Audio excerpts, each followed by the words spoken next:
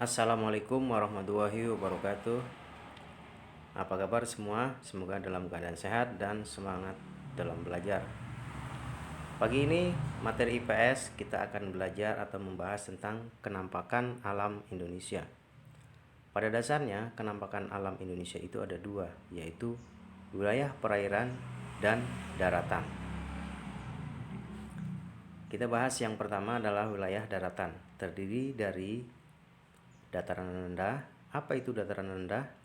Dataran rendah yaitu dataran yang mempunyai ketinggian 0 sampai 200 meter di atas permukaan air laut. Yang kedua, dataran tinggi. Dataran tinggi merupakan dataran yang memiliki ketinggian 200 sampai 400 di atas permukaan air laut.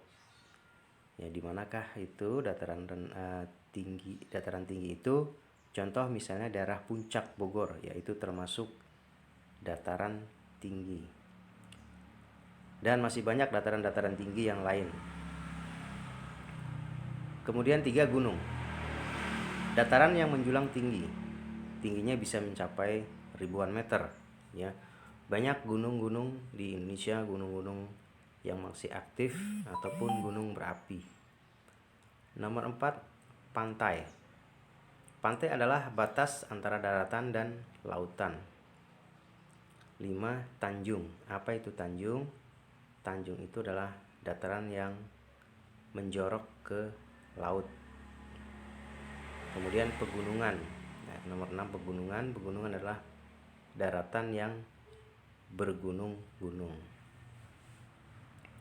Itulah wilayah daratan. Kemudian wilayah perairan.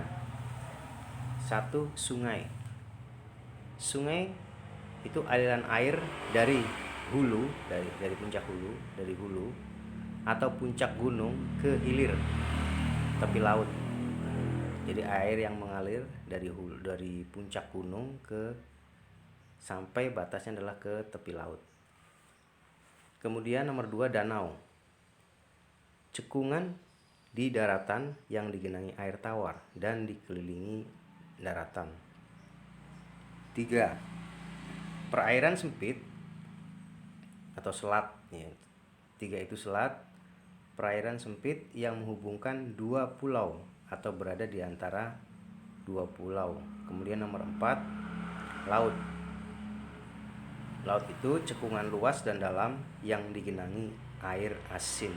Biasanya air laut itu, ya, akan berasa asin. Nah, ini adalah contoh yang disebut dengan tanjung. Tanjung tadi adalah dataran yang menjorok ke laut, ya, atau daratan yang menjorok ke laut. Nah, ini daratannya ini menjorok ke laut, ya, belok. Nah, ini adalah salah satu contoh Tanjung Benoa yang ada di Bali. Nah, ini adalah gambar peta dari Selat Sunda, ya. Contoh salah satu selat di Indonesia. Nah, Selat Sunda ini posisinya atau letaknya itu di antara Pulau Jawa dan Sumatera. Jadi Selat Sunda ini menggabungkan antara Pulau Jawa dan Sumatera. Nah, demikianlah materi kali ini. Sampai jumpa untuk materi yang akan datang dengan bahasan yang berbeda. Semoga bisa bermanfaat. Sekian. Terima kasih. Wassalamualaikum warahmatullahi wabarakatuh.